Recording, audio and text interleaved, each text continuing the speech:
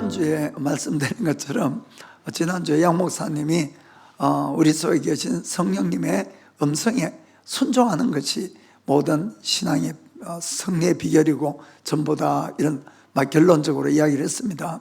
그래서 오늘 저도 같은 내용의 말씀을 전할 거예요.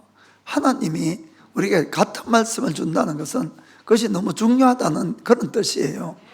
그래서 그 성경에도 보면은 똑같은 꿈을 거듭 꾼다는 것은 하나님이 반드시 그렇게 하신다는 것을 결정했다, 그런 내용이라고 이렇게 이야기를 하고 있습니다.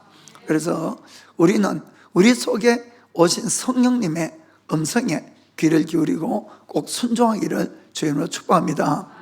사실은 그것이 신앙의 전부라고도 이렇게 할 수가 있어요. 그래서 성경에는 이렇게 말씀하죠. 로마서 8장 13절부터 보면은 너희가 육신대로 살면 반드시 죽을 것이로되 영으로서 몸의 행실을 죽이면 살리니. 14절에 무릇 하나님의 영으로 인도함을 받는 그들은 곧 하나님의 아들이라. 아멘.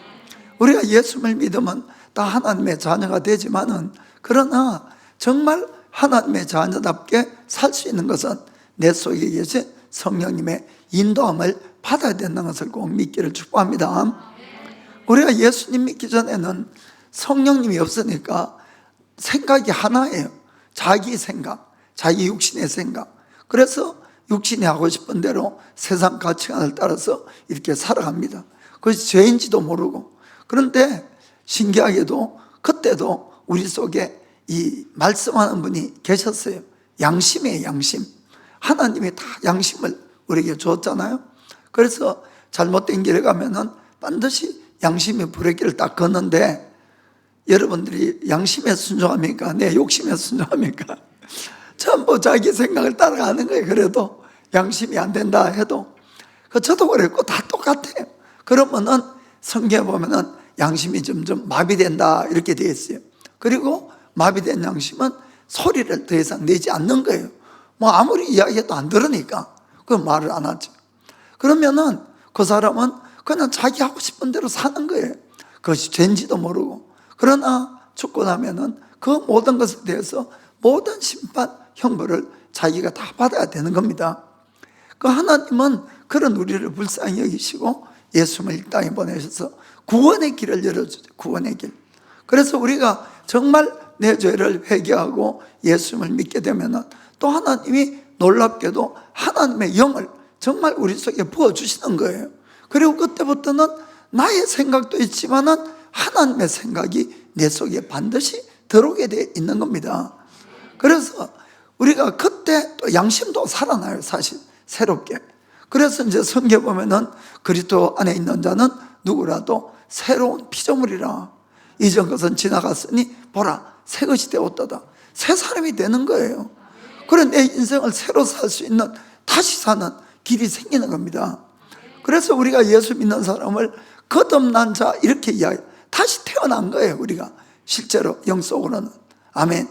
그래서 이제는 이제 내가 육신이 아니라 성 하나님의 뜻을 따라 살고 또 죄도 이기고 세상도 이기고 유혹도 이기고 이렇게 하기 위해서는 반드시 우리가 말씀과 성령님의 감동을 따라가야 되는 겁니다. 그것을 안 하면은 또 죄 짓는 거예요, 우리가. 그래 이제 하나님의 감동을 따라서 이렇게 살면은 하나님과 점점 친밀해지는 거예요.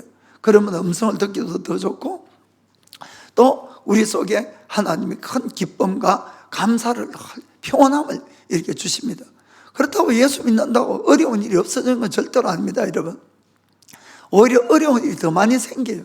따지고 보면 지금까지는 친했던 친구라도 예수 믿는 것 때문에 얼마나 사이가 벌어지는 경우가 많은지요. 그런 걸 다 경험할 겁니다. 그러니까 옛날에 내가 친하고 좋았고 이런 사람들하고는 다 멀어질 수밖에 없어요. 왜냐하면 가치관이나 생각이 같을 수가 없으니까. 그러니까 이제 그런 데서 오는 이 고난과 어려움도 있지만은 세상 고난은 여전히 있고, 그러나 내가 예수님을 바로 믿을 때는 그런 모든 것을 다 이길 수 있는 또 힘과 능력도 우리에게 반드시 주신다는 것을 믿기를 바랍니다. 그래서 꼭 주님을 따라가야 됩니다, 여러분. 그 우리가 성령님이 우리를 이제 인도하는 것은 여러 가지 방법이 있어요. 물론 가장 많은 것이 우리 마음의 소원들이 또 이렇게 해야 된다는 그런 생각들이 오지요. 그리고 만나는 사람을 통해서 또 내가 주어진 환경을 통해서도 또 이렇게 하나님의 말씀을 들으면서도 성령님의 감동이 옵니다. 또 내가 성경을 읽을 때도 마찬가지고, 그리고 실제로는 하나님의 진짜 음성도 듣고 환상도 보고 꿈도 꾸고 그렇게 인도를 하는 겁니다. 우리가 살아보면은 매일같이 내가 결정해야 될 일들이 참 많은 걸 알 수가 있어요. 결정이. 그것이 우리가 일반적인 일일 경우에는 그냥 이성에 따라서 행동을 하면 됩니다. 자기가 판단해서. 그런데 마음에 딱 갈등이 생길 때는 여러분이 조심을 해야 돼요. 마음의 갈등이. 주로 어떤 때 이 갈등이 딱 생기느냐, 내가 육신의 정욕을 따라가고 싶을 때 딱 갈등이 와요. 그리고 이 나쁜 감정이 오거나 분노가 일어나거나 그리고 나의 어떤 돈의 이익이 딱 걸리는 문제, 또 죄의 유혹, 이럴 때는 반드시 갈등이 딱 오게 되어 있어요. 왜냐하면은 막 그럴 때는 우리가 반드시 내 마음을 내가 확 이끌리는 대로 결정을 하시면 안 됩니다, 여러분. 그것이 아니라 좀 마음을 다 깔아앉히고 성령님께 기도해야 돼요. 예수님께 기도해서 주님 바로 살고 싶으니까 바르게 인도해 달라고 그렇게 여러분들이 기도해야 됩니다. 왜냐하면은 내 속에 갈등이 일어난다는 뜻은 내 속에 지금 생각이나 소원이 두 개가 생겼다는 거거든요. 두 개가. 그 일반적인 일이야. 그냥 하시면 돼요. 그냥 내가 판단을 해서. 그러나 갈등이 일어나는 것은 조심을 하라, 이런 이야기입니다. 그 대부분이 나의 육신의 소원과 성령님의 소원이 싸우는 거예요, 내 마음속에서. 그래서 갈등이 일어나는 겁니다. 갈라디아서 5장 16절 보면은 내가 이르노니 너희는 성령을 쫓아 행하라. 그리하면 육체의 욕심을 이루지 아니하리라. 17절에 육체의 소욕은 성령을 거스리고 성령의 소욕은 육체를 거스리나니 이 둘이 서로 대적하므로 너희의 원하는 것을 하지 못하게 하려 함이라. 아멘. 내가 하나님의 일을 하고 싶은 마음이 오면은 뭐가 막아요?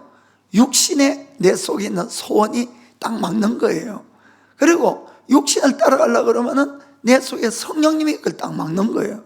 그래서 서로 방해한다. 그래서 갈등이 생기는 겁니다. 그러니까 그럴 때 조심을 해서 내가 기도하고 주님의 도움을 청해서 성령님을 따라가시기를 주님으로 축복합니다. 그렇게 하면은 주님이 우리를 사랑하실 때 기뻐하시면서 사랑하는 거예요. 그리고 하나님의 신뢰가 점점 쌓이고, 그리고 주님이 그럼 우리를 통해서 더 큰 일들을 할 수 있도록 이렇게 만들어 주시는 겁니다. 우리가 죄를 지었다고 하나님이 우리를 사랑하지 않는 건 아니에요, 여러분. 사랑하세요, 그래도. 그러나 우리가 죄를 짓거나 또 하나님의 뜻대로 안 살면은 하나님은 우리를 사랑하되 슬퍼하시면서 사랑하는 거예요. 무슨 말인지 아시겠습니까? 내가 자식이 둘이 있다고 합시다. 자식이 하나는 말을 잘 듣고 하나는 말을 지독하게 안 들어요. 말 안 듣는다고 사랑 안 하는 거 아니에요. 부모가 사랑해요. 그러나 늘 안타깝고 마음 아파하면서 사랑하는 거예요. 무슨 말인지 아시겠습니까? 그러면은 그러다가 인생이 끝나면은 사실 우리는 영원한 벌을 받게 된다는 것도 우리가 두려워해야 되는 겁니다. 그래서 오늘 여러분에게 전하고 싶은 것은 내 마음속에 하나님의 어떤 지시나 감동이 있을 때는 그걸 바로 순종하라, 그런 이야기입니다. 순종해라. 그것이 우리에게 가장 안전할 뿐만 아니고 가장 복된 길을 점점 가게 되는 그런 비결이 되는 겁니다. 우리가 내 육신을 따라서 불순종을 하게 되면은 반드시 마음에 부담감이 와요. 그것은 성령님의 부담감입니다. 부담감이 오고 또 마음이 무거워집니다. 그런데도 점점 불순종하면은 그 다음 마음이 점점 딱딱해져 가는 거예요. 그것이 이제 무서워지는 겁니다, 여러분. 그냥 내가 한두 번 잘못했다고 지옥 보내고 그런 건 아니에요, 하나님이. 그러나 우리가 부담감이 오고 힘들어질 때 그때 계속 불순종해 가면은 내 마음이 점점 굳어지면은 그러면 이제 위험한 상태로 된다는 걸 아셔야 됩니다. 그럼 나중에는 잘못은 내가 해놓고 그걸 자꾸 고치려다 하나님을 원망하고 하나님께 대적하게 돼요. 마음이 굳어지면은. 무슨 말인지 아시겠죠? 그거 정말 위험하다는 걸 아셔야 됩니다.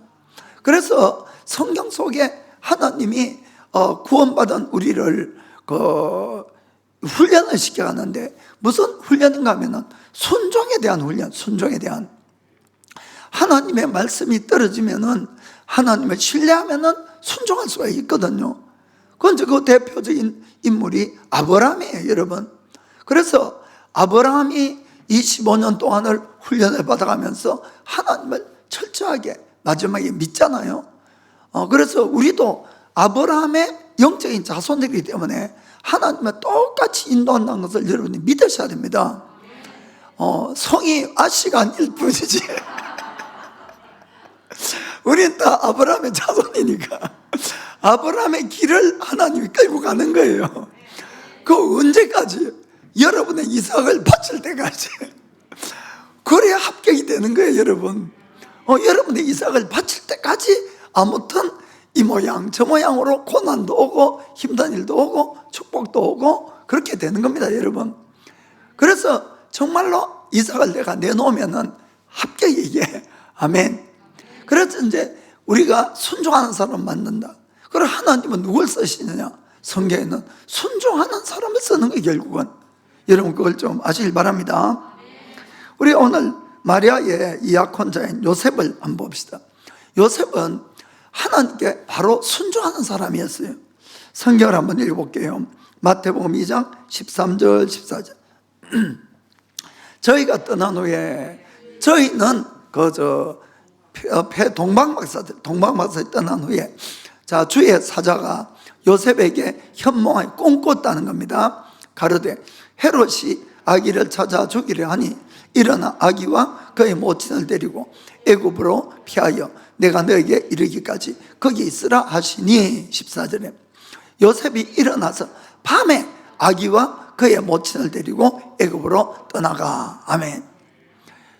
여러분 저는 이 구절 읽고 참 은혜를 받았어요. 요셉이라는 인물이 참 대단하구나. 여러분 대단한 거 느껴집니까? 이 요셉이 이 꿈을 낮에 꾸는 게 아니고 밤에 꿨잖아. 잠잘 때 밤에 잠을 자는데 꿈을 꾸었어요. 밤을 잘 자다가 빨리 지금 아기를 데려가라 하니까 요셉은 일어나서 어떻게 했다고요? 그 다음날 아침이 아니고 밤중에 아기를 데리고 다 떠났다는 거예요. 여러분 이거 얼마나 대단한 순종인지 아십니까? 우리는 순종하면 뭐 큰 일을 막 재산 바치라 해서 뭐 그런 것만 순종인지 아는데 작은 일에 순종하셔야 돼요, 여러분. 정말로. 이거는 여러분이나 저 같았으면은 그 밤중에 일어나가지고 아기 데리고 갈 수 있겠냐는 거예요, 솔직하게. 그거 제가 생각해 봤어요. 야, 애굽은 외국인데 이걸 가족 데리고 가려면은 짐도 많이 싸야 되고 이런 준비 저런 준비 해야 될 거고 또 이놈의 꿈이 하나님께서 왔는지 마귀가 준 건지 그것도 좀 생각해 봐야 되고 이러면은 며칠 동안 고민하고 이럴 거예요, 보통. 그러나 요셉은 어떻게 했다고요? 그 밤중에 일어나서 바로 아이 데리고 뭐고 다 가족을 데리고 갔다는 거예요. 할렐루야. 우리가 요셉을 또 보면은 이때뿐이 아니에요, 사실은. 그가 마리아하고 같이 하나가 되기 전에 마리아가 이 아기를 배웠다는 것을 알았어요. 그리고 이제 가만히 끊으려고 했죠. 그때도 꿈으로 천사가 이야기를 했어요. 그 아기는 성령에 의해서 된 것이다 했을 때 이 요셉은 주저하지 않고 마리아를 집으로 데려오는 거예요, 여러분. 여러분 이런 일이 우리가 그냥 성경을 읽으니까 그렇지만은 보통 일이 아니에요, 여러분. 정말 순종의 사람이라는 것을 알 수가 있습니다. 자, 마태복음 1장 20절. 이 일을 생각할 때에 주의 사자가 현몽하여 가로되 다윗의 자손 요셉아 너희 아내 마리아 데려오기를 무서워 말라. 저에게 잉태된 자는 성령으로 된 것이라. 아멘. 자, 24절에 요셉이 잠을 깨어 일어나서 주의 사자의 분부대로 행하여 그 아내를 데려왔으나. 아멘. 여기도 바로 순종하는 거예요. 잠에서 깨서 바로 순종한다. 그리고 이 요셉이 그 지시대로 애굽 땅에 피해서 있는데, 이제 애굽은 어떤 면에서는 안전하죠, 요셉으로는. 그런데 그때 또 하나님의 지시가 왔어요. 자, 2장 19절에서 21절까지. 헤롯이 죽은 후에 주의 사자가 애굽에서 요셉에게 현몽하여 가로되, 일어나 아기와 그 모친을 데리고 이스라엘 땅으로 가라. 아기의 목숨을 찾던 자들이 죽었느니라 하시니, 요셉이 일어나 아기와 그 모친을 데리고 이스라엘 땅으로 들어오니라. 아멘. 여러분, 얼마나 순종의 사람인지 모르는 거예요. 그러니까 우리가 그냥 성경을 읽을 줄 모르지만은 이렇게 자세히 보면은 하나님이 그냥 요셉을 마리아의 남편으로 삼은 것이 아니라는 거예요. 정말 순종한 사람을 딱 골라가지고 그렇게 맺어줬다는 것을 우리가 정말 볼 수가 있는 겁니다. 그래서 제가 말씀드리고 싶은 것은, 주의 감동이 오면 요셉처럼 바로 순종하는 사람이 되자는 겁니다. 그래서 이제 성령님이 우리 속에 계셔서 말씀을 하시지만, 처음에는 나의 감동인지 자기 생각인지 이런 것들이 잘 몰라요. 그래서 신앙생활에는 우리가 이 훈련이 필요한 겁니다. 훈련이. 그래서 성령의 음성을 듣는 훈련이 필요하고, 그리고 이것이 주의 음성이라는 것을 어떻게 하면 잘 알 수가 있느냐, 그것은 자주 들으면 알 수 있어요. 자주 들으면은. 여러분, 아기들이 자기 엄마 음성을 구분해요. 누구라도. 그렇죠? 엄마도 아기 음성을 금방 구분을 합니다. 그거 왜 그렇습니까? 자주 들어서 그래. 자주 들어서. 비결은 뭐 딴 것이 있는 것이 아니고, 자주 들으면은 알 수가 있는 거예요. 자주 들으면. 그러면 어떻게 하면 우리가 자주 들을 수 있을까? 그럼 내 속에 있는 성령님을 늘 의식하며 살면은 들을 수가 있어요, 여러분. 정말이에요, 이것이. 그래서 여러분들이 그냥 아침에 일어날 때마다 오늘도 또 일어나서 회사 가야 되나? 짜증부터 막 나고 이러지 마시고, 여러분들은 정신을 좀 차리시고 아침에 일어나서 그래도 어른들한테 인사드려야 될 거 아니에요.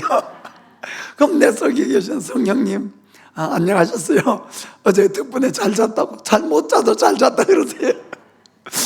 그리고 감사하다 그러고 사랑한다 그러고 막 친구한테 정말 대화하듯이. 그리고 주님 오늘도 함께 해주시고 일마다 좀 도와주시고, 자꾸 말을 거는 것을 너무나 기뻐하세요, 주님은. 그러니까 혼자 가만히 두면은, 예수님이 제자들하고 배 타고 가시다가도 가만히 두시니까 주무시잖아요. 주무시니까 무슨 일이 생겼어요? 풍랑이 와죠, 풍랑이. 여러분 아시겠죠? 그러니까 내 속에 함께 계셔도 한 집에 살아도 이 부부가 말을 안 해, 말을. 그럼 어떻게 친해지겠어요? 무슨 말인지 아시겠습니까? 내 속에 계시는데도 말을 안 건네, 많은 분들이. 여러분들이 말을 계속 건네시고 도움을 청하시고, 그럼 얼마나 기뻐하시는지 몰라요. 그렇게 되면은 아무리 세상 풍부가 있고 힘든데도, 환경은 여러분들이 늘 힘듭니다, 사실. 그러나 내 마음은 평온해지고 감사해지고 기뻐지는 거예요. 주님이 내 속에서 같이 동행이 돼 가니까. 아멘. 그렇습니다. 그래서 주님께 늘 도와달라고 이렇게, 그리고 자꾸 물어보세요. 성경 읽다가도 물어보고 모르는 거 있으면은, 그러면은 어느 순간에 탁 영감이 와요, 진짜로. 이런 뜻이다 하는 것들이. 그리고 아까 이야기했듯이 사람 통해서도 오고, 자관 메시지를 통해서도 알 수가 있고, 그거 자꾸 물어보시고 도와달라고 그러시고. 그러니까 제발 성령님을 주무시게 하지 마시고 여러분들이 말을 거시길 바랍니다. 그런데 이제 그 주님이 오는 감동이라는 것은 내일 어느 신밭에 가서 이 복권 사라 그런 건 아니에요, 여러분. 이 주식이 많이 올라가고 저 장사가 잘 되고 우리가 세상적으로 돈 많이 벌고 성공하고 출세하고, 물론 하나님이 하실 수도 있어요. 그러나 아마 주된 건 절대로 그건 아닙니다.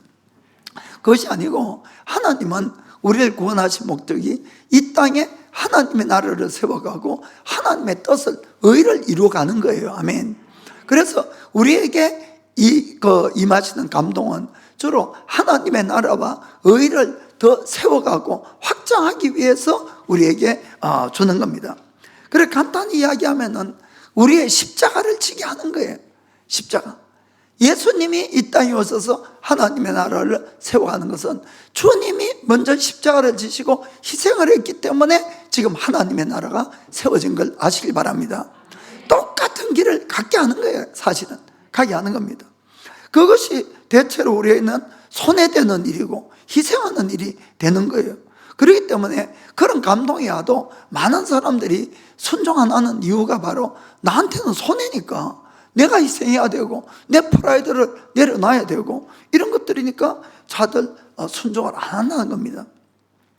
그래서 예수님은 이런 말씀합니다. 누가복음 9장 23절 보면은 또 무리에게 이르시되 아무든지 나를 따라오려거든 자기를 부인하고 날마다 제 십자가를 지고 나를 쫓을 것이니라. 아멘. 이 자기 십자가가 있어요. 여러분 십자가, 제 십자가. 그것이 나의 사명이고 인생의 목적입니다, 여러분. 그것을 위해서 우리를 구원해 주신 거예요. 그런데 나의 십자가를 지기 전에 뭘 해야 됩니까? 날마다 나를 부인해야 되는 거예요. 그러니까 나의 이익만 쫓아가고 나의 육신적인 생각을 따라가서는 절대로 이 일을 이룰 수가 없는 거예요. 하나님은 우리를 통해서 하나님 나라를 확장시켜가고 하나님 뜻을 이루어가는데 하나님은 우리를 사용하기 전에 반드시 시험을 하십니다. 여러분 시험을 하세요. 그 시험하는 그 방법이 하나가 뭐냐면은 나의 것을 먼저 내놓게 만드는 거예요. 나의 것을 먼저 내려놓게 만드는 거예요. 내가 붙들고 있는 걸 먼저 내려놓게 하는 겁니다. 그러니까 최종적으로는 이삭까지도 우리가 내려놔야 되는 거예요. 사실은 지금 이삭 내려놓으라 그러면 아무도 못 내려놓겠지만은 이제 훈련을 받고 하나님에 대한 신뢰가 쌓여가면은 그것이 점점 가능해질 수가 있다는 겁니다. 아멘. 그래서 먼저 내놓으면은 그것이 하나님이 뭐 어떤 능력이 부족하고 우리의 물건이 필요해서 그런 건 절대로 아닙니다, 여러분. 모든 것을 창조하시는 창조주신데 그것이 아니라 그것이 바로 우리의 마음을 테스트하는 거예요. 하나님은 다 알고 계시지만은 모르는 건 누가 모른다? 내가 모르는 거예요. 내가 믿음이 있는 것 같아도 막상 딱 이야기를 들으면 아이고 이삭만큼은 안 됩니다 이래 되는 거예요. 우리가 그러니까 이삭을 다 바칠 것 같아도 막상 그게 안 되는 거예요. 정말 남은 암이라 해도 금요일날 사모님 이야기한 것처럼 기도하면 돼. 그러지만 자기는 독감 걸려도 코로나 걸려도 죽을까 봐 무서워서 그게 인간이라는 거예요. 이해가 되십니까? 그래서 하나님은 우리를 손해보게 하시려는 것이 아니고 우리의 믿음을 테스트하고 합격을 하게 되면 더 많은 것을 주시고 우리를 사용하기 위해서 그렇다는 것을 꼭 아시길 바랍니다.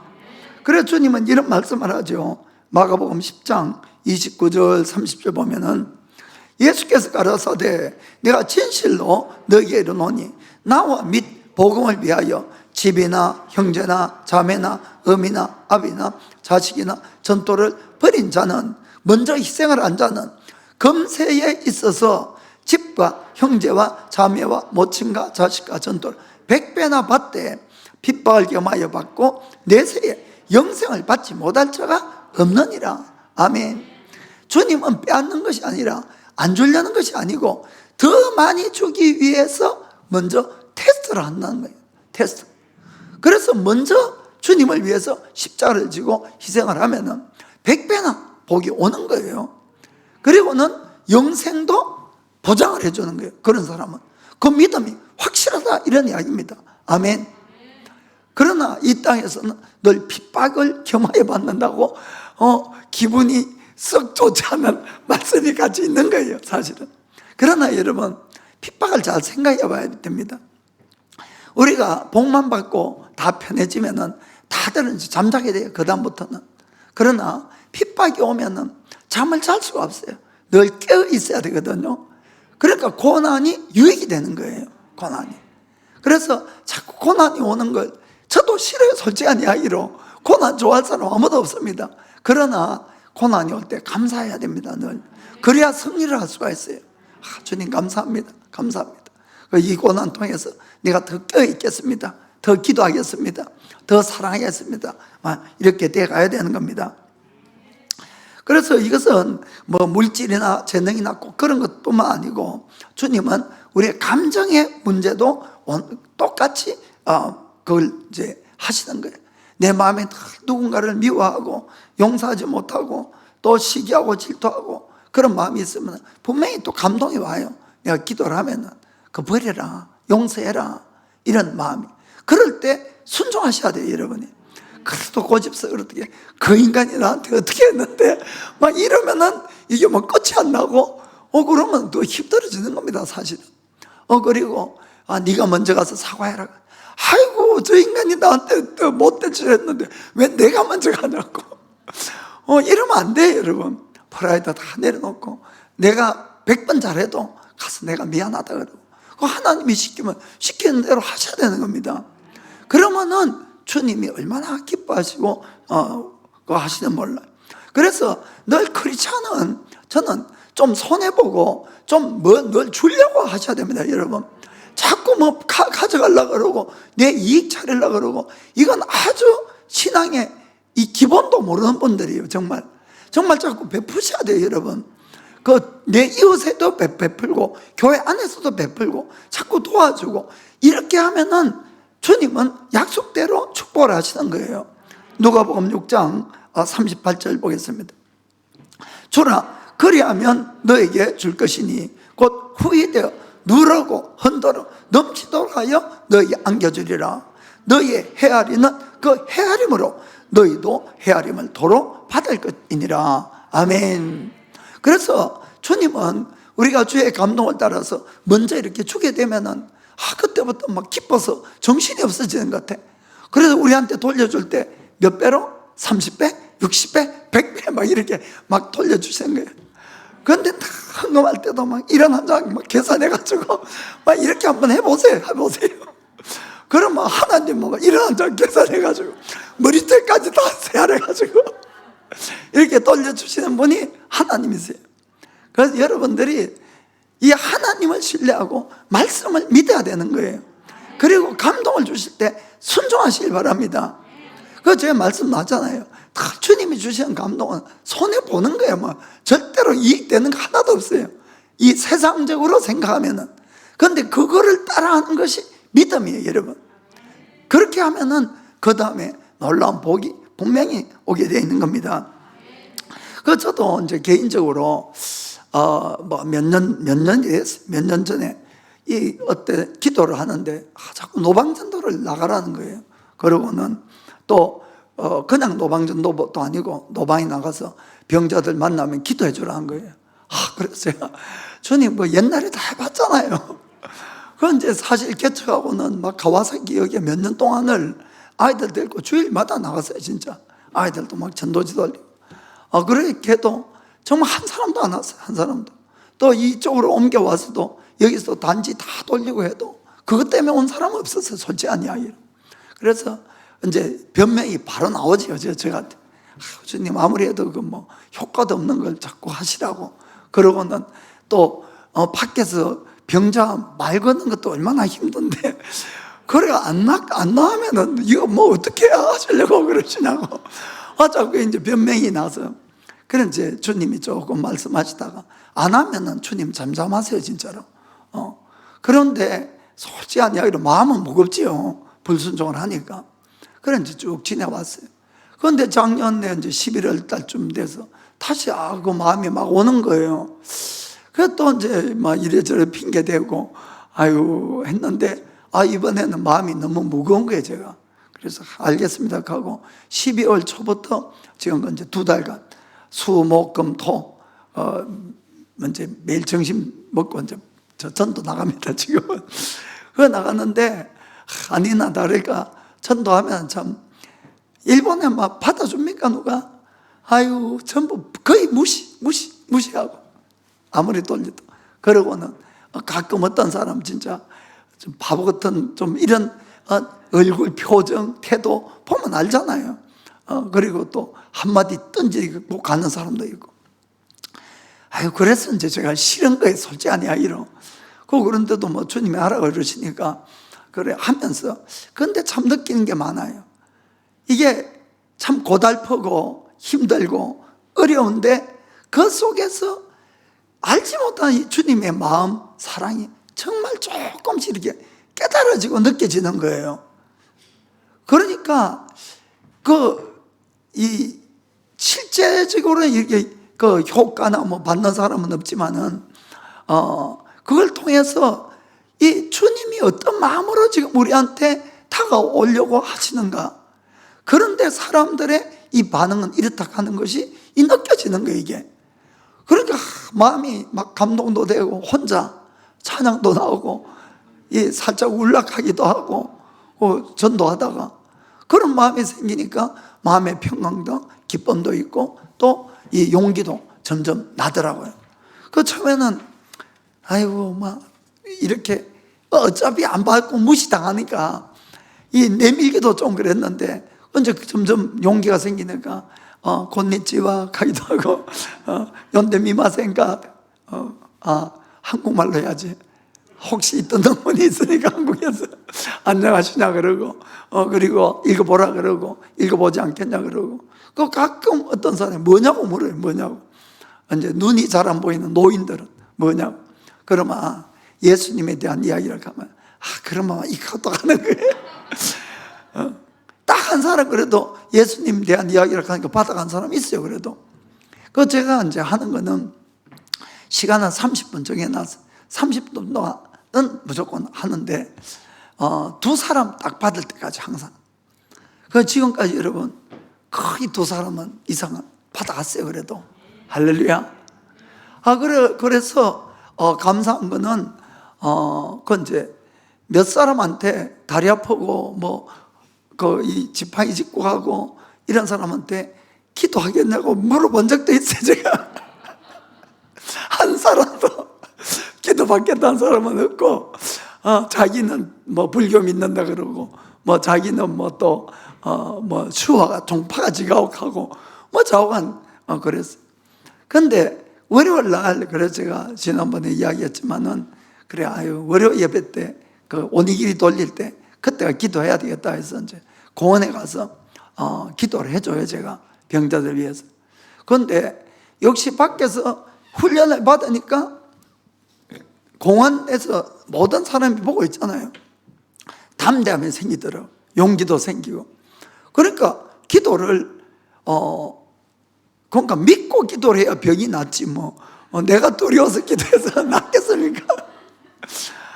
그래서 제가 이 전도하면서 깨달은 게 하나님은 내가 전도를 해서 누군가를 구원받기 이전에 주님이 원하시는 것은 나에 대한 훈련이라는 것을 깨닫게 됐어요. 그게 그러니까 하나님이 하시는 것은 내가 이해가 안 되고 유익이 없다 할지라도 다 뜻이 있는 거예요. 그 안에는. 그래서 순종을 하시면 됩니다. 그냥 내 이성적으로는 아이고 이게 안 맞는 데가 아니고 주님은 결국은 내가 용기도 없이 담대함도 없이 그러고 있으니까 그런 나를 먼저 훈련시키기 위해서 주님이 그렇게 했다는 것을 깨닫게 됐어요. 그러니까 이제 고원에 가서 기도할 때 담대하게 기도가 되더라고요. 진짜로. 그리고는 참 감사하게도 기도한 사람은 다 나왔어요. 지금까지 진짜로. 그러니까 얼마나 감사합니까? 그리고 담대하게 거기서 복음도 공원에서 전할 수 있게끔 이렇게 만드신 겁니다. 그래서 제가 말씀드리고 싶은 것은 정말 내가 이해가 안 되고 내가 유익이 없는 것 해도 거기엔 다 주의 뜻이 있으니까 순종하는 거 무조건.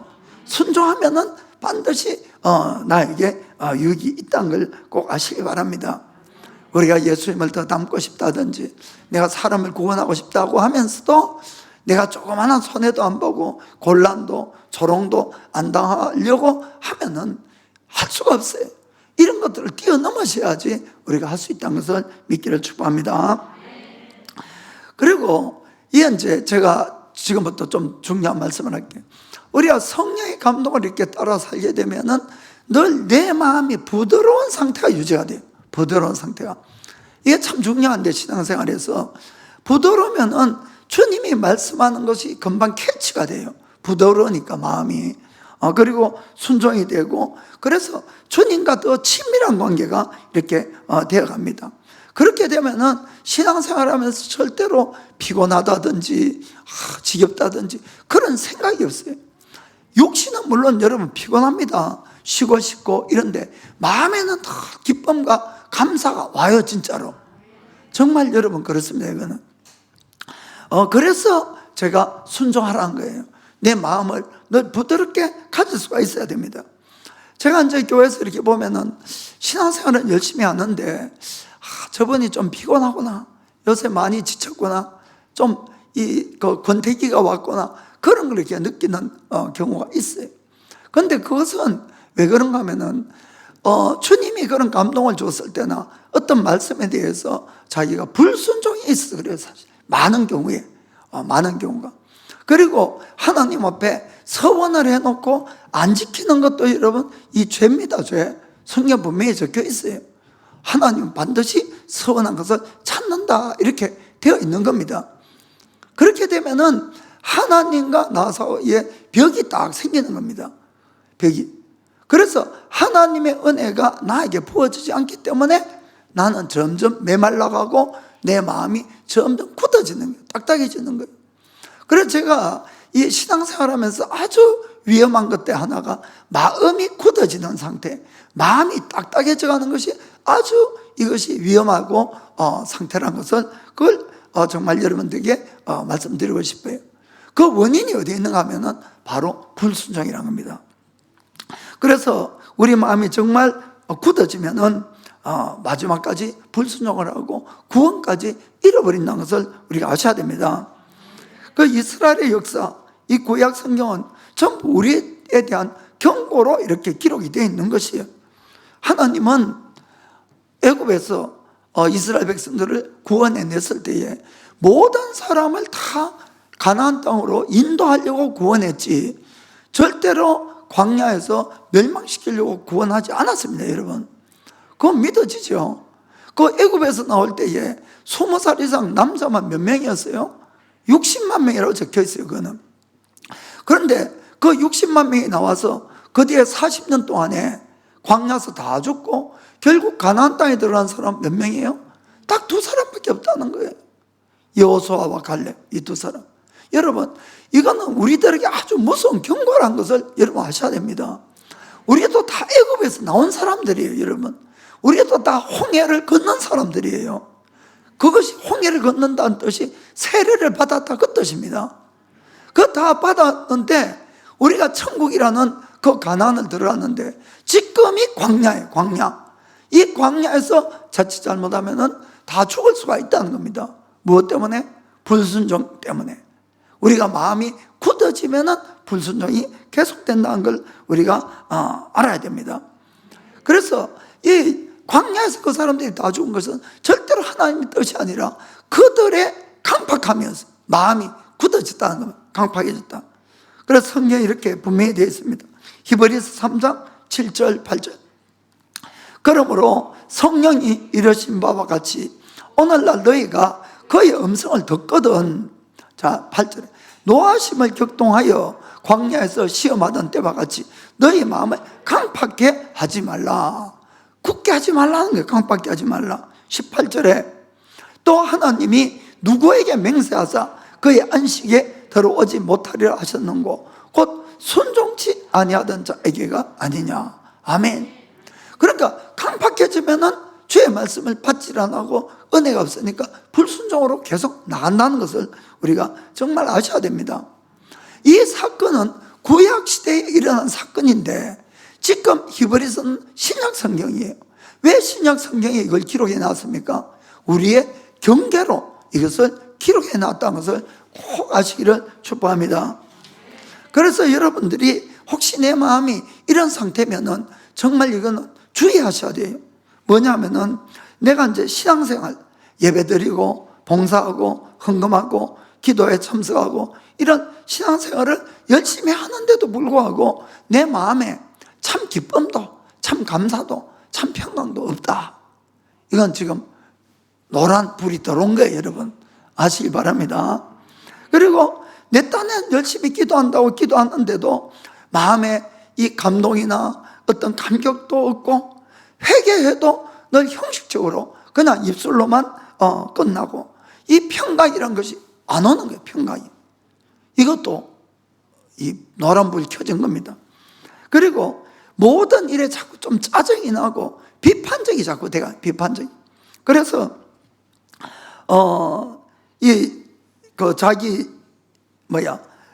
금방 자기 이제 주위에 있는 사람들이 무슨 일이 일어나거나 또 사건이나 뭐가 생기면은 금방 자기가 그걸 정죄해버리는 그런 일들을 하면은 이것도 노란불이 들어온 거예요.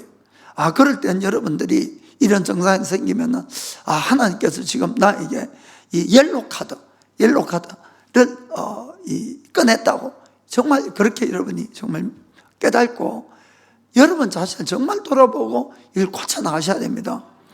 그렇지 않으면은 이 마음이 점점점 강팍한 쪽으로 가면은 아무리 종교적인 활동을 많이 해도 절대로 이것이 고쳐지지 않는 거예요. 그래서 성경에는 히브리서 3장 12절 13절에 이렇게 되어 있습니다. 형제들아, 너희가 삼가 혹 너희 중에 누가 믿지 아니하는 악심을 품고 살아계신 하나님에게서 떨어질까 염려할 것이요. 13절, 오직 오늘이라 일컫는 동안에 매일 피차 권면하여 너희 중에 누구든지 죄의 유혹으로 강팍해 됨을 면하라. 아멘. 여기도 마음이 딱딱해져 가는 것을 주의하라는 겁니다. 그래서 내가 이 말씀을 듣고 나도 그런 현상이 있어. 그럼 오늘이란 이 시간에 나를 돌이켜야 되는 거예요, 여러분. 자꾸 내일 하면은 점점 마음만 굳어져 간다는 것을 여러분 아시길 바랍니다. 우리가 하나님의 음성을 듣고 이 순종을 잘하는 사람들을 교회에서 오래 믿은 사람들이 순종 잘할까요? 바로 믿은 사람이 순종 잘할까요? 바로 믿은 사람. 어찌 그래 잘하셔, 그거는? 그래요, 여러분. 일반적으로는 우리가 바로 믿고 교회를 가면은 자기가 이제 구원의 감격이 있으니까 다들 천사인 줄 알아, 천사인 줄. 그리고 막 자기보다 믿음의 선배들 보면은 저분들은 막 아브라함 같이 보이고 막 이렇게 이제 믿음이 대단한 것처럼 이렇게 보이는데 실제로 신앙생활을 가만히 보면은 교회 오래 다니고 신앙생활 오래 한 사람일수록 불순종을 하는 거예요, 여러분. 참 이거 무서운 이야기예요. 무서운. 그래서 예수님도 이런 말씀을 합니다. 마태복음 19장 30절 보면은 그러나 먼저 된 자로서 나중되고 나중된 자로서 먼저 될 자가 많으니라. 참 안타깝지만은 이런 경우가 많다는 거예요. 저는 먼저 된 사람이 먼저 됐으면 좋겠어, 솔직하게. 그런데 그것이 아니고 거꾸로 된 경우가 많다. 물론 오래 믿은 사람으로 정말 믿음의 본이 되고 잘 믿는 사람도 있어요. 순종도 잘하고. 없다는 건 아닙니다. 그러나 일반적으로는 그렇게 안 되는 거예요. 오래 믿을수록 왠지 마음이 더 굳어져 있고 왠지 더 불순종하고 그런 것이 많기 때문에 절대로 내가 먼저 믿었다, 내가 교회 오래 다녔다, 이것 가지고는 절대 자랑하시면 안 됩니다. 제일 중요한 것은 내 마음이 부드러운가, 이걸 봐야 돼요, 여러분. 왜 그렇게 되는가 하면은 한마디로 그 마음이 굳어져 버려가지고 하나님의 은혜가 흘러 들어오지 못하는 상태가 된 거예요, 여러분. 그래서 왜 마음이 그런 굳어졌는가? 그것은 신앙생활이 길면 길수록 그 사람의 신앙 가운데 뭐가 있었는가 하면 불순종이 있었던 거예요, 여러분. 불순종이 금방 믿은 사람보다도 훨씬 많이 쌓여 있는 거예요. 그러니까 순종하는 것에 대해서는 하나님과 관계가 좋겠지만은 불순종이 많을수록 벽이 많아졌다는 것을 여러분이 아셔야 되는 겁니다. 자, 우리가 금방 구원받은 사람 한번 생각해 봅시다. 새로 들어온 사람 말고 교회 진짜로 거듭난 사람을 이야기하는 겁니다. 그런 사람들은 정말 자기가 죄인에서 지옥을 갈 수밖에 없는데 구원받았으면 얼마나 감격이 큰지 몰라요. 정말 세상을 다 줘도 그 길을 가고 싶어요. 왜냐하면 진짜 구원이 뭔지를 아니까. 그리고 마음으로 회개를 했기 때문에 하나님과의 관계가 완전히 깨끗하게 해결되어 있는 그런 상태예요. 진짜 마음으로 기쁨과 감사가 있고 하나님을 사랑하고 또 경외하고 말씀대로 이제 살고 이제는 내가 죄를 안 지어야 되겠다, 막 이런 굳은 결심을 이렇게 하는 게 바로 구원받은 그런 사람들입니다. 그래서 그런 사람들은 교회 와서 문제 일으킵니까? 안 일으킵니까? 안 일으켜요, 여러분. 교회 와서 문제 일으킨 사람, 새 신자가 문제 일으킨 경우 없어요, 여러분. 언제나 문제는 누가 일으켜요? 헌신자. 오래 신앙생활해서 자기 나름대로 하나님 알고 자기 나름대로 성경한다는 이 사람들이 문제를 일으키는 거예요, 여러분. 그렇죠? 참 아멘 하기도 해야 될지 안 해야 될지. 그러니까 이게 참 문제인데, 그 자기가 하나님보다 더 똑똑해, 이런 사람들은. 그래, 말씀이 있고 감동이 있어도 그걸 따라가는 것이 아니고 늘 자기 생각을 따라가는 거예요, 자기 생각을. 그렇게 되면 여러분, 내 마음이 점점 굳어져서 이게 낡은 가죽 부대가 된다는 거예요. 성경 안에 보면은 새 가죽 부대와 낡은 가죽 부대라는 말씀이 나와요, 그죠? 그걸 잠깐 제가 말씀드릴게요. 근데 여러분 한번 잘 생각해 봅시다. 정말 크리스찬 속에서 처음부터 거듭나면서 낡은 가죽 부대가 있겠습니까? 없겠습니까? 없는 거예요. 그거는 다 새 가죽 부대였어요. 다 새 가죽 부대였는데, 어떤 사람은 계속 새 가죽 부대가 유지를 해가고 어떤 사람은 점점 낡은 가죽 부대가 돼가는, 이게 문제라는 겁니다.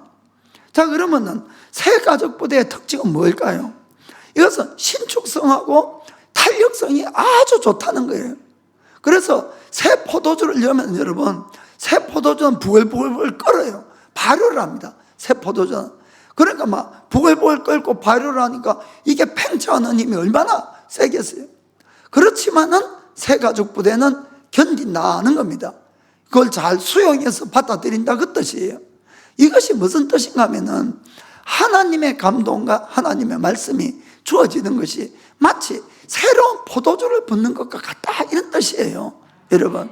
그러면은 그 사람이 자기에게 찔리는 말씀을 해도 아멘 하고 따라가는 거예요. 무슨 말인지 아시겠습니까? 어떠한 새로 십자가를 져야 되는 걸 이야기해도 아멘 하고 따라가고, 네가 뭘 내놔라 해도 아멘 하고 내놓고 아멘. 이게 바로 신축성이 있는 새 가죽 부대다, 그 뜻이에요. 아멘. 그러니까 어떠한 주의 말씀에도 순종하고 잘 따라가게 되는 그런 사람들. 그러면은 그런 사람들은 하나님과 관계도 좋고 모든 것이 은혜 가운데서 기쁨과 감사, 정말 축복 가운데서 이렇게 주의 일을 하고 갈 수가 있어요. 그런데 여러분, 그래서 우리가 참 중요한 것은 내 마음 상태를 여러분이 잘 보셔야 돼요. 내가 지금 새 가죽 부대로 여전히 이 탄력성과 부드러움이 있는지, 아니면은 낡은 가죽 부대가 됐는지. 그 낡은 가죽 부대는 어떤 뜻이 되겠습니까? 이게 오래돼가지고 신축성도 없고 탄력성도 없고 완전히 딱딱해진 가죽 부대, 딱딱해졌어요. 그래서 새 포도주를 집어넣으면은 새 포도주가 불불 끓고 막 발효를 해서 팽창을 하면은 딱딱하니까 어떻게 됩니까? 터져버리는 거예요. 그 둘 다 포도주도 버리고 부대도 못 쓰게 된다. 그래서 이 말씀은 어떤 뜻인가 하면은, 우리가 이런 사람들은 딱 틀에 박혀서 있는 것은 잘해요. 뭔가 하면은 지금까지 해온 대로 예배 드리고 봉사하고 기도에 참석하고 헌금 드리고 이런 거는 하는 거예요. 그거는 왜냐하면 지금까지 다 해왔으니까 딱딱한 틀에 박혀 있는 것. 그런데 물론 이것이 필요 없다는 뜻은 절대로 아닙니다, 여러분. 이것이 신앙의 기본이에요, 기본적으로. 그런데 하나님이 그 사람을 좀 더 새롭게 성장시키고 그 사람을 통해서 새로운 일을 하려고 그러면 뭘 붓겠어요? 새 포도주를 붓는 거예요. 그럼 이 사람이 감당이 안 되는, 이게 무슨 말인지 아시겠습니까? 주의 감동이 오고 뭐가 와도 이걸 내가 또 해야 돼. 지금까지도 하나님 내 수없이 많이 해왔는데 또 내가 해야 됩니까? 이래 되는 거예요, 여러분. 그러고는 아이고 주님, 저 말고 딴 사람 저 김 집사시기라 이러고는 이제 불순종하기 시작하면은 그 마음이 점점 굳어진다. 그리고 그 새 포도주에 감당이 안 되는 거예요. 이해가 되십니까, 여러분? 그렇게 되면은 하나님은 그 사람을 통해서 더 이상 성장시킬 수도 없어요. 잘못된 걸 지적을 해도 그래도 주님 내가 이것도 하고 저것도 하고 이 희생도 하고 막 이런 변명만 자꾸 내 속에서 나오는 거죠. 그렇게 되면은 그 사람을 통해서는 하나님이 성장도 못 시키고 새 일도 못하고 이렇게 돼버리는 겁니다. 그래서 우리는 여러분 중요한 것은 늘 내 마음이 새 가죽 부대가 되어서 아무리 새 포도주가 와서 주님께서 새로운 감동을 주시고 새로운 십자가를 줘도 지고 갈 수 있어야 된다, 이런 이야기입니다. 그렇기 때문에 그 사람이 복받는 사람이 된다는 걸 아시기 바랍니다. 한 가지 예를 들어가지고 주님께서 기도할 때 좀 더 마음을 담아서 네 마음을 찢어서 기도해라. 주님 제가 기도 시간 내는 것도 힘든데 뭐 그런 것까지 요구하시냐고 이러고, 또 그 네가 미워하는 마음 시기질도 그 버리라 하면 또 변명하고, 그 사람 좀 더 사랑해 줄 수 없니? 또 변명하고, 결국은 안 하려고 자기 변명만 계속 이렇게 놓는 거예요, 여러분. 그래서 자기 나름대로는 틀에 박힌 건 하니까 열심히 신앙생활을 한다고 하지만은 자기도 모르게 마음은 딱딱하게 굳어져서 하나님의 새로운 은혜와 새로운 이 기름 부으심을 받지 못하는 거예요, 여러분. 정말 이게 제가 신앙생활을 쭉 하면서 정말 이런 분들이 가끔 있는 거 보고 너무 안타까운 거예요, 여러분. 정말 찢으셔야 됩니다. 이 내 마음을 찢고 이 흠포도주 이 가죽 부대를 정말 바꿔야 되는 거예요, 여러분. 그렇게 하지 않으면은 열심히 하지만은 기쁨이 없어요. 감사도 없고 늘 피곤하고 신앙생활이. 그래서 그것은 벌써 내 마음이 이 낡은 가죽 부대가 되어버렸다는 것을 아시길 바랍니다. 그래서 이런 상태에서 우리가 회복하는 길은 언제나 진정한 회개밖에 없어요. 진정한 회개. 그런데 성경에는 회개도 두 종류가 있다, 이렇게 되어 있죠. 자, 고린도후서 7장 10절부터 보겠습니다. 하나님의 뜻대로 하는 근심은 후회할 것이 없는 구원에 이르게 하는 회개를 이루는 것이요, 세상 근심은 사망을 이루는 것이니라. 아멘. 내가 회개를 하더라도 내가 인간적인 억울함이나 세상 것이 잘 안 되는 것 때문에 억울함이나 울고 우리가 슬퍼한다 할지라도 주님이 원하는 회개가 아니란 거예요. 그거는 아무 효과가 없습니다. 주님이 원하는 회개는 내가 죄나 잘못을 회개한 다음에 그것을 먼저 죄와 잘못을 버린 다음에 내가 잘못된 것을 반드시 고쳐야 된다는 거예요. 고치는 데까지 가야 되는 겁니다.